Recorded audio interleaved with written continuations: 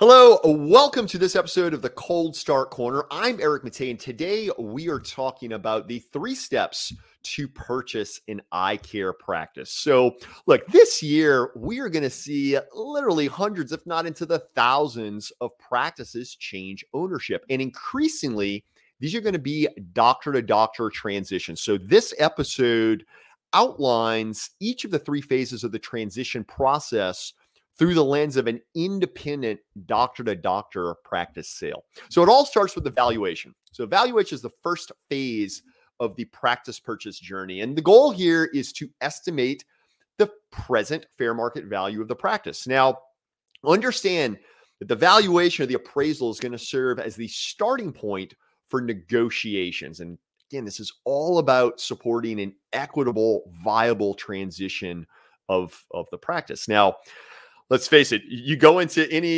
you can go post a thread in just about any online community and pose the question out there, hey, how do you value an optometry practice? And you're likely to see many varied and oftentimes conflicting information. And there's all sorts of formulas out there. But unfortunately, while these approaches may offer like a general range for the value of the practice, and typically an extremely wide range at that, establishing a true comprehensive estimate of the practice, a true valuation, is actually a pretty intense analysis. So you're going to want to be sure that the valuation is going to include a few key components.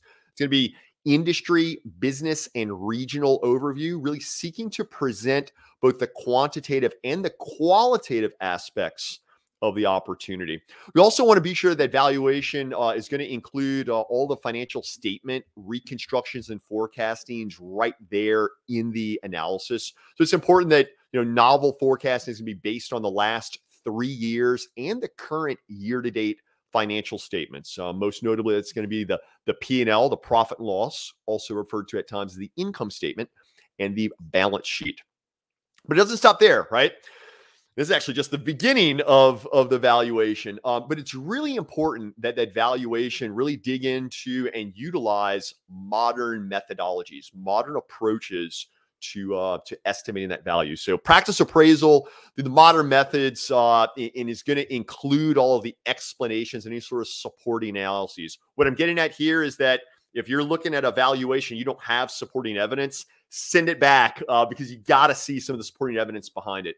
But it's important to note on that front that as it pertains to these different valuation methods, there are 3 approaches, right? There's the asset-based approach, which focuses more on the tangible assets and the goodwill of the practice. There's the income-based approach, which evaluates the profitability of the practice.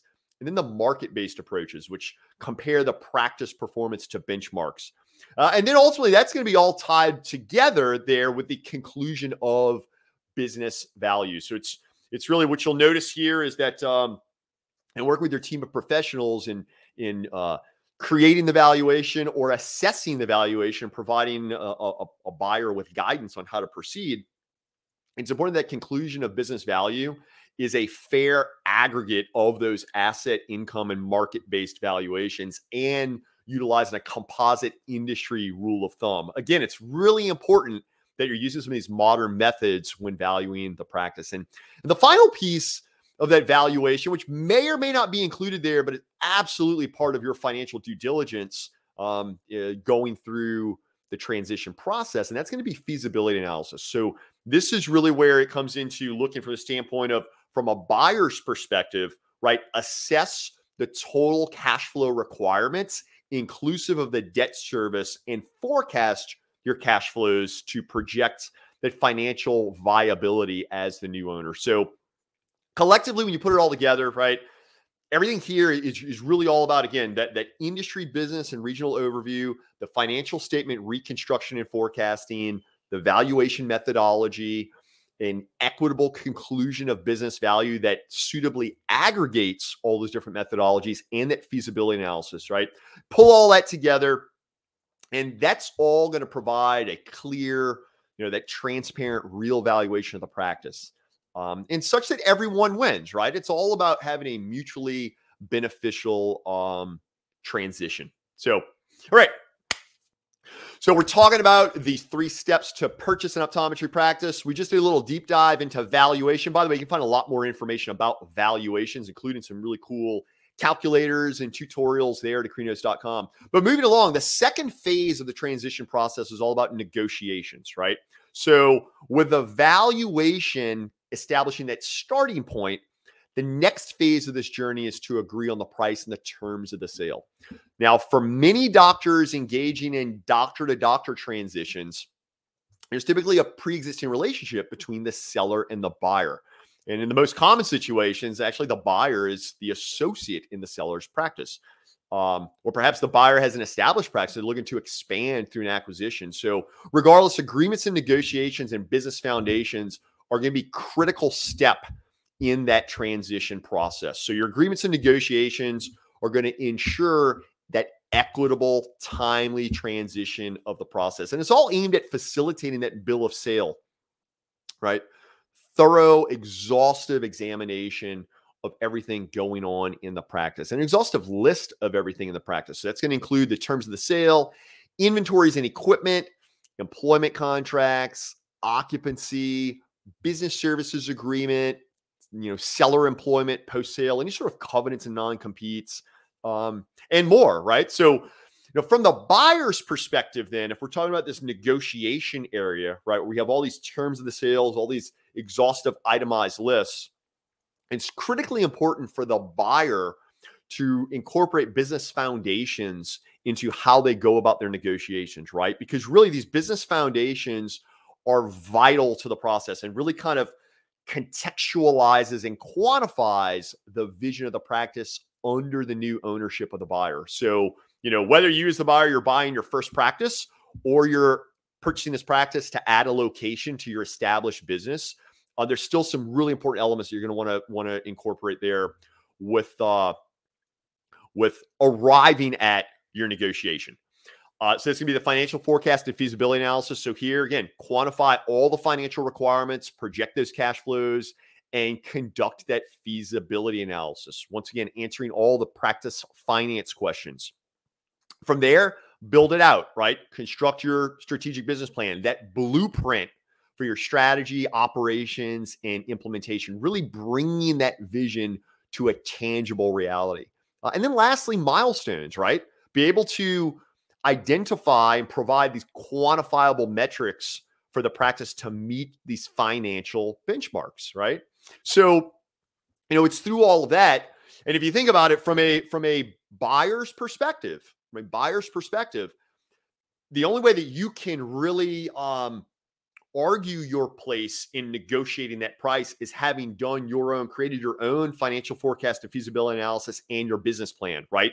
Because it's within that you can effectively pick apart what's wrong with this practice, which would then put you in a position to negotiate. So once again, the negotiations process, if you have a good solid valuation upon which to balance, negotiation process should move along really smoothly. And again, it's all about finding that win-win for all parties involved. So we're talking about the 3 steps to purchase an optometry practice, a modern eye care practice. Actually, I guess in many cases, you're actually typically purchasing a fixer-upper practice. We'll talk about modernization, and we have separate videos, tutorials on that front. But the third phase of purchasing the practice, right? Start with valuation, then you get through negotiations. Now it's all about implementation. So this third phase of the purchase really positions the buyer for a successful transition, modernization, and relaunch of the practice. So whereas the valuation negotiation phases are rather kind of standard across all deals, right? All transitions, implementation is truly going to vary radically based on the vision of the new owner and the degree to which the practice must be modernized to align with that vision. So obviously doctors who have really diligently addressed those business foundations, again, the financial analysis and the business plan, that's going to set you up to experience a smooth, efficient, and budget-friendly implementation post-sale. So the key areas for the implementation phase when purchasing the practice is going to be office modernization. So, are you going to be renovating or relocating the physical office based on sort of demographics or competitive analyses? as well as given the lease, the current status of that lease, and then other design optimization, furnishing, equipment considerations that may go into, again, modernizing the physical office space. From there, also, we're talking about implementation. Talk about implementation of the infrastructure and innovation. So, oftentimes when doctors are purchasing older fixer-upper practices, there typically is a need for like office-wide technology solutions. Not only that, but look, think of all your standard operating procedures, particularly if you're purchasing a practice that you really have some changes you're going to implement as it pertains to the scope of care you're looking to offer the community. Obviously, there's going to be an overhaul of your standard operating procedures. Furthermore, all of your office processes and policies, licensing and insurances, inventory and all that stuff. So moving right along then here on the implementation front, we're also talking about talent management. And by the way, our team, we typically rank talent management like top of the list, even before modernizing the practice, that talent management piece. And why is that? Well, look, it's all about your people, So in talent management, we're talking about your total human resources policies and processes, including, comprehensive HR systems. So handbook, code of conduct, everything in kind of that HR front, but then also think about talent management as it pertains to being a leader and a manager of your team. So we're talking about leadership and management functions, compensation and benefits, and a whole slew of areas that are really important to be aware of and really have your plan set up before you take over the practice to ensure a smooth transition. Next up, as it pertains to implementation, it's all about rebrand and launch. So here we're talking about, look, omnichannel marketing, including an annual strategic marketing plan with your monthly benchmarks. Be sure to always have your monthly benchmarks in any of these annual plans. Now, also, we're talking about rebrand and launch. This is where we get into your fees and pricing and your optical and materials offerings, right? Your digital presence. So think of your website, think of social media and media referral kit. I mean, there's just a whole slew of things that get into the world of rebranding and launch. And really what this does, again, this is all about the implementation phase of that practice purchase and adapting the practice to the vision of the new owner. So there it is. And obviously this is a 30,000-foot view, right? We've just spent a few minutes touching on a high level. What are those three phases of purchasing a practice? It's going to be the valuation, going to be negotiations, and going to be implementation. So wherever you are in your practice purchase journey, stay the course. Wishing you all the best. And be sure to visit Akrinos.com, specifically the Cold Start Corner at Akrinos.com, for everything you'll need to plan, develop, and launch, well, in this case, your practice purchase. On behalf of all of us here at Akrinos, Eric Matei signing off from this episode of the Cold Start Corner.